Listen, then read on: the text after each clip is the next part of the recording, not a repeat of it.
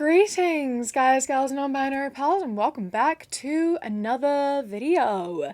Today I am back still in my childhood bedroom where I'll be probably for several more videos before I make the ridiculously, upsettingly long flight back to London in the beginning of January. A couple of days ago, I opened Reddit to search for a new video idea, but I wanted to do something different, something I hadn't done before. And that is when I stumbled upon this subreddit called r/boys are quirky, which is very similar to Not Like the Other Girls, but instead it's men who aren't like the other girls. So it's like very different, but it has the same sort of like exact same memes, kind of, except instead of like other girls, me, it's like girls, boys. So it's like incredibly immature and misogynistic, basically, obviously. But a lot of these memes, you could literally like switch it out and it could be Not Like the Other Girls, but it's worse because it's men. So I thought that was quite fitting for this channel for us to talk about. You know, it's always good to dive into some good old-fashioned misogyny, right? That's what we're gonna do today. But before we get into it, I would like to say a massive thank you to today's patron of the day, Anu. I appreciate you and your support so much. Thank you so much for joining. I hope that you enjoy this video, and if anyone else would like to become a patron, you can go to patreon.com/savvycat. It starts at as little as £1 a month, and I appreciate it greatly. Thank you, and let's get into it. So this is a screenshot of a TikTok that just says, enjoying my food without her because the bill is finally $11.99 instead of $323.59. And he captioned it, and she ain't stealing my fries. Who'd have thought that two people going out for dinner is more expensive than one? That's a shocker. I am truly shocked. Color me surprised that eating for two people is more expensive than one. Like, you can't claim that you've gone out for like $323 dinner if she's stealing your chips. Because I feel like a lot of places that are going to cost you $323, you're not ordering chips. Like, it's unlikely that you're going to be ordering chips. A lot of places that cost that much don't even freaking have chips on the menu. Really, at least in my experience, a lot of the time, like, nice places to eat don't really have chips, or at the very least, I'm not usually ordering them. I'm usually ordering other things on the menu, and that's me as a vegan. And a lot of the time, the only option is chips. Regardless, like, I know it's an exaggeration. Like, I get that. I know it's an exaggeration. But, like, get over it, bro. Like, you're offering to pay. So, that's on you. That's entirely on you. And if you're ordering chips at a nice restaurant, that's also on you. Maybe don't order chips and then they won't be stolen. Order something else. I just don't understand why so many of these men are always like, it's so expensive to eat out with your girlfriend. It's so much cheaper when you go out by yourself. Like, I mean, yeah, if you're only paying for yourself, it's going to be cheaper. And if you want to go to McDonald's instead, obviously it's going to be cheaper. But that's McDonald's. You expect it to be cheaper, but it's not as good, you know?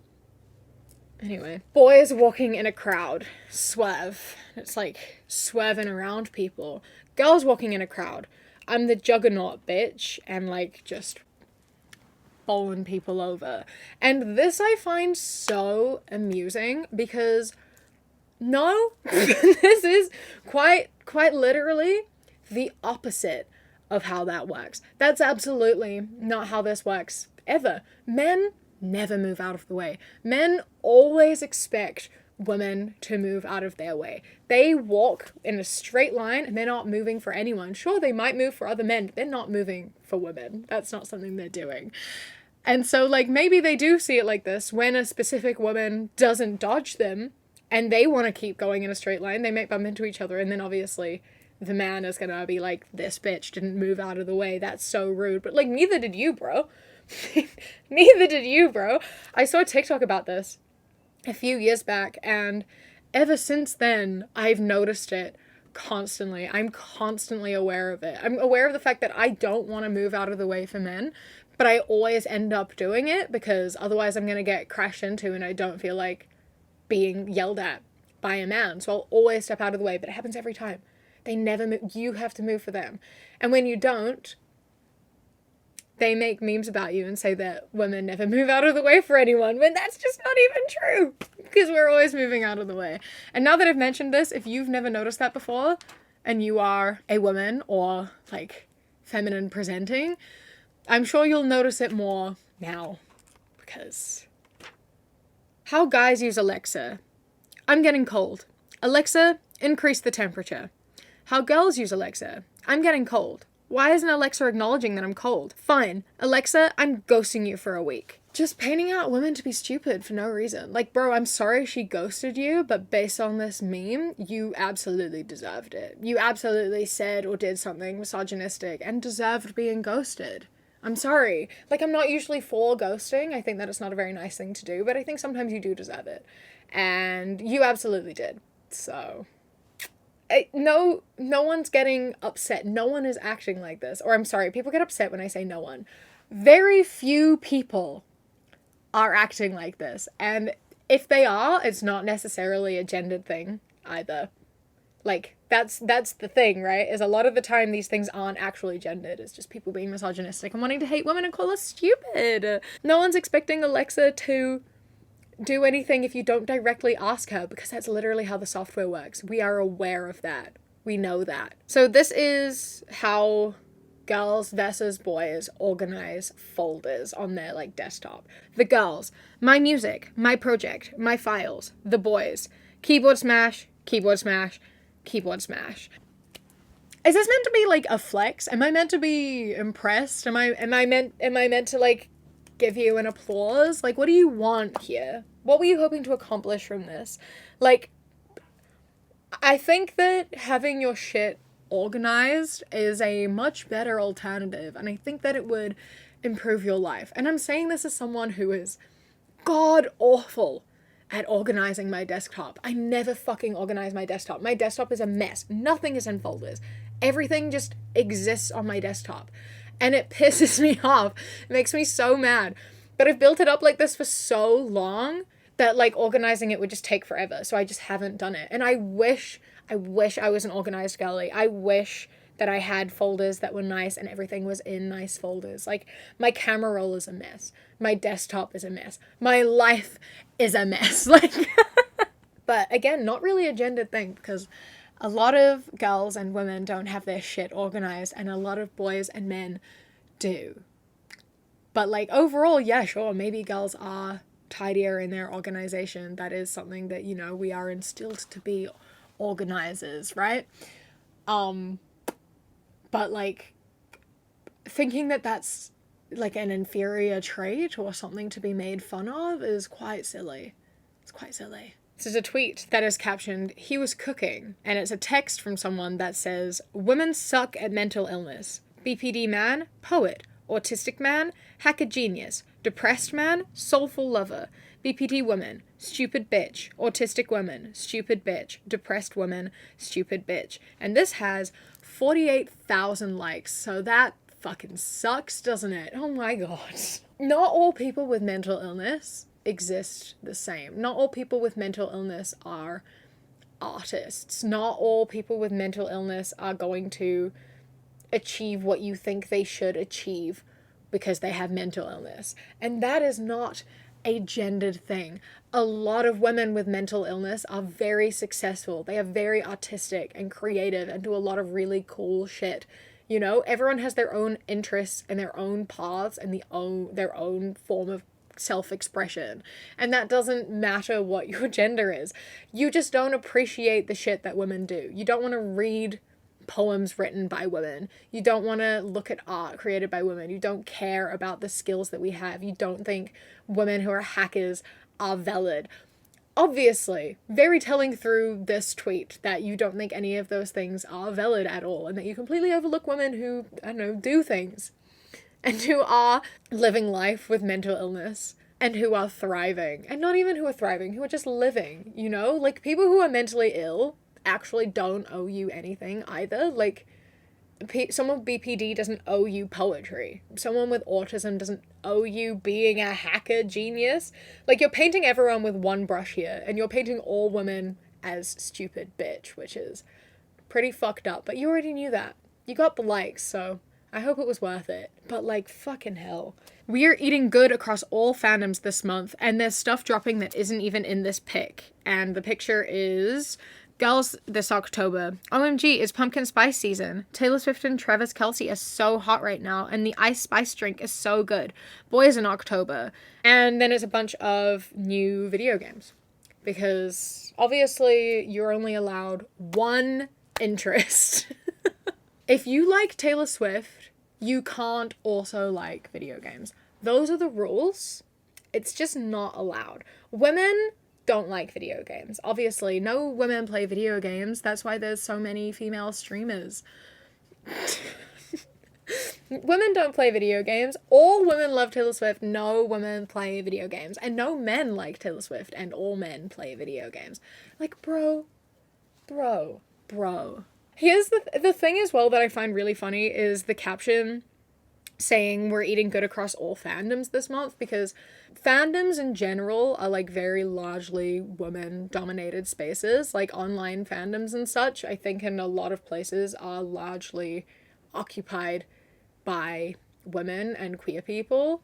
Maybe that isn't the case for video games. It is for music and literature and TV shows and movies and etc. Like online fandom spaces are very largely occupied by women. So I just find that amusing in general. But like, yeah, the implication constantly that you're only allowed to be interested in one thing is so tired and ridiculous. Because believe it or not, people can like listen to Taylor Swift while playing video games. And believe it or not, some people don't like either. Some people like both. Some people like the one you may not expect them to like. Like, it doesn't matter. None of it fucking matters. You're not better than women because you like video games and you don't like Taylor Swift and pumpkin lattes. Like, who cares? You know how I live my life? Is that when I see someone enjoying something that I don't enjoy, I just let them continue enjoying it while I go enjoy the thing that I enjoy, because I like being happy.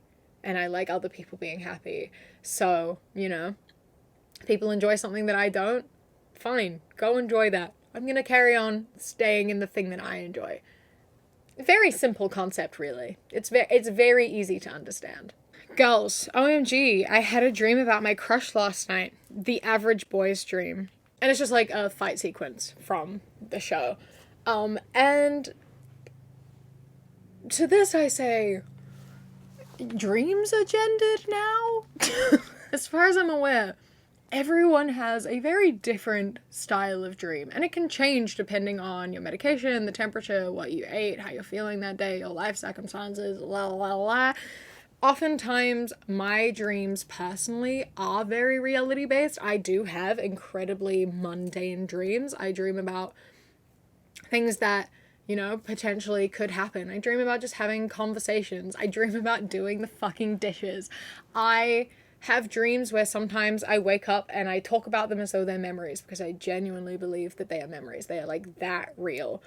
Sometimes in my dreams, I think that they're very real because they are very reality based, but then one thing will throw me off, like maybe the couch is in a different place, or like I'm in London and my mom is there and I'm like, wait, hold on, why is my mom here?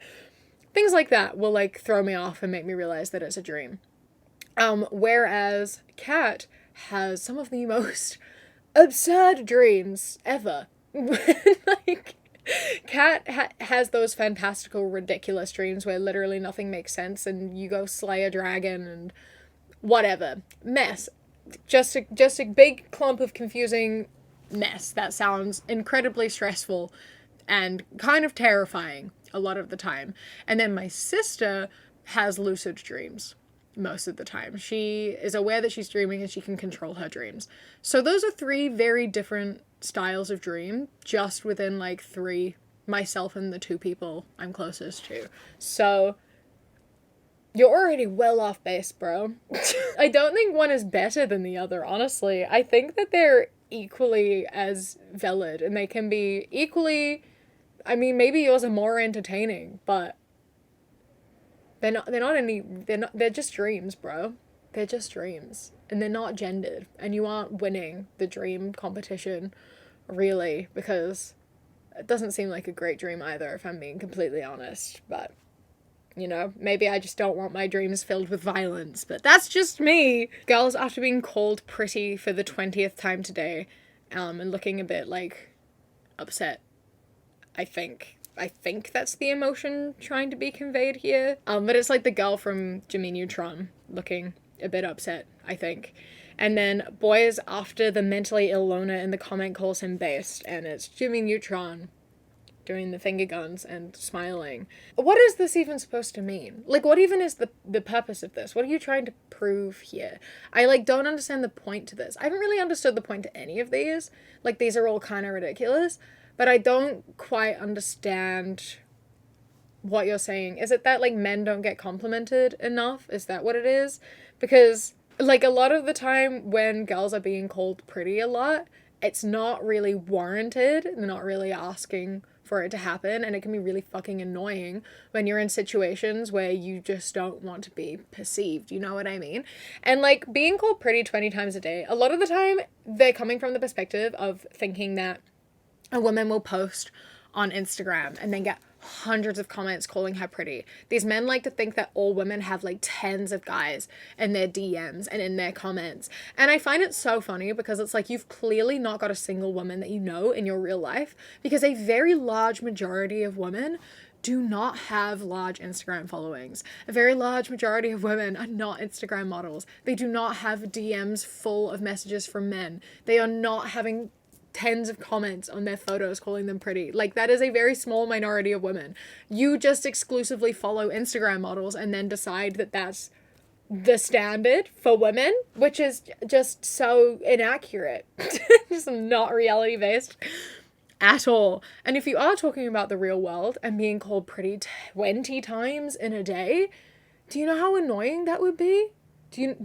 Are you aware? I would also look very frustrated and a little bit upset, because that's so bothersome. Unless you're, like, a celebrity and people are tweeting at you that you're pretty, in which case, like, okay, like, that kind of just happens, you know, you kind of expect that. But if you're just a normal average person and you're just going about your day and people stop you every 5 seconds to tell you that you're pretty, that shit's annoying as fuck.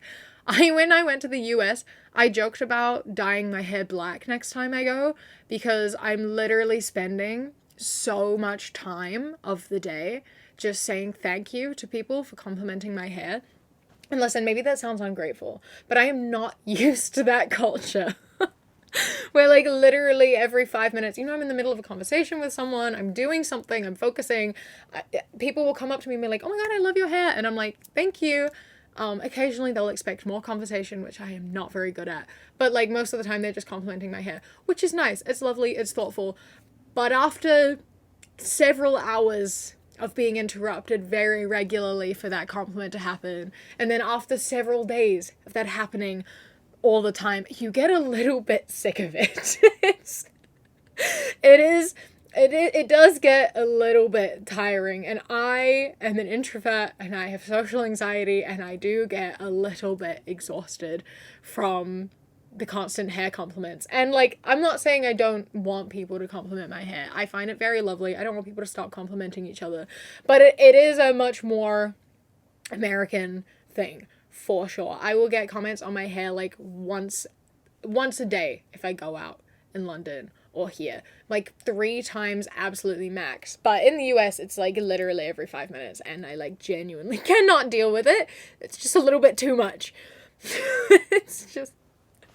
And maybe I'm complaining too much. Maybe I am, but it's just not my culture. You know, I'm just not used to it at all. And I can understand why, if you are being stopped to be called pretty constantly, that would be exhausting, especially because that is not going off of something that you know, express yourself. Like, at least with my hair, that's a decision that I make, you know? Like, I did this myself. They're not looking at, like, me, they're looking at a way I express myself. So if you're gonna compliment someone, compliments that are more appreciated are things like, I like your hair, I like your outfit, I like your makeup, I like your earrings, etc. And then people aren't gonna be upset. If you're just constantly commenting on, like, their face or their body, that shit's annoying, because it means you're, like, not seeing me, you're seeing my body, and that's a different thing, you know? where girlfriends want to go for dinner and it's like a fancy restaurant versus where boyfriends want to go for dinner and it's McDonald's, which is kind of going off of what we were saying with the first post, right? I just don't get this at all. Surely you want to go somewhere nice with your girlfriend, like especially if you don't go out on like proper dates often, you know? No one is asking to go to a like nice restaurant every night. This is like a special thing that you do, like once a month, once a week if you can afford it, you know? Like it's not something that you do all the time. It's like a special treat that you do. It's a way to spend time with your partner in like a situation where you can get dressed up, you can do your makeup, you can wear nice shoes, you can just like make a whole night of it. You can make an event out of going to dinner. You can't do that when you go to McDonald's. That's just going to McDonald's. There's nothing special about it. There's nothing like magical about it at all. You're just going to McDonald's, which is such a mundane, everyday thing to do, you know? And I think that there are a lot of men who also enjoy doing this, and I think that like you should let yourself enjoy it. Obviously, if you can't afford it, and you're being expected to go regularly, I understand how that might be, you know, frustrating and an issue, but that's something that you have to talk about and discuss with your like finances and like your limits and such. But like if it's something that you are able to afford and you just choose not to because you don't think your girlfriend is worth spending time with in terms of like making an event out of things, then that's a you problem, you know, and she deserves a bit better than that. No one is saying that you have to pay, you know, like if it's just that you can't afford to pay for 2 dinners, then just, you know, ask her to pay for herself.